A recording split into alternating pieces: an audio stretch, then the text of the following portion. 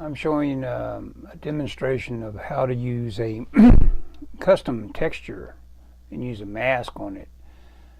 It's a fairly straightforward idea, but first I'm setting up with how I always work. I go into the channels layer, select the whole thing by pulling it down into the dotted line selection tool, and then I invert that selection, then I fill that selection with black, and then I just forget about that line art with all that white on it, and I've got this layer that I can lock that line art.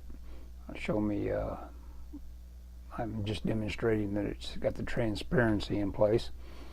Then I lock that transparency. Even though that's not what this video is mainly about, that just shows how I always begin.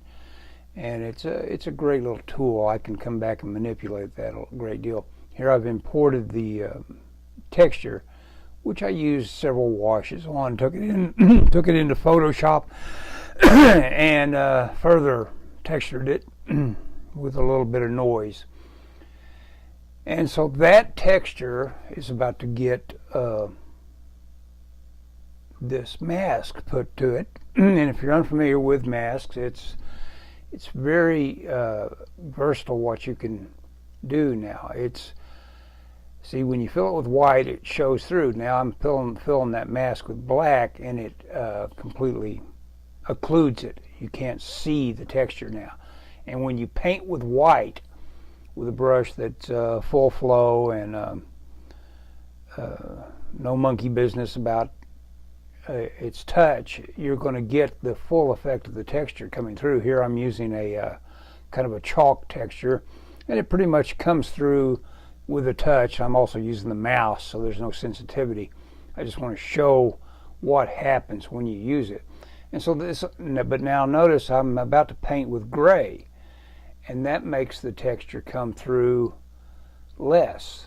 So you can, with just one texture, and I would suggest going for your darkest dark as your texture, you can get a million different variations on what you're drawing and painting with on that mask. And you see the little mask is getting progressively lighter in little spots as we're bringing it up under the artwork, under the line art, which later on can become something that, the line art can become blue, pink, whatever, because it's masked and or its transparency is locked, and any color you apply to it only goes onto the line art. And here I'm just showing where that lies in the channels layer. Now I'm about to invert the whole idea of it and fill the well, I guess I'm going to play around and do some more demonstration of what the texture looks like. And so, oh yes, I also demonstrate other brushes on it. Okay, so now I'm working in reverse.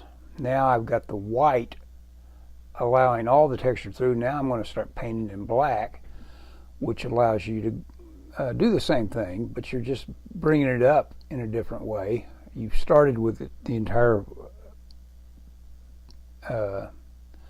field of the drawing completely textured, and now you're going to play with how much of it gets highlights or whatever. It's obviously an easy way to get highlights. So I think we're about done with this, and I hope that's clear enough how that works. Let's see, I think I'm almost done. Yes.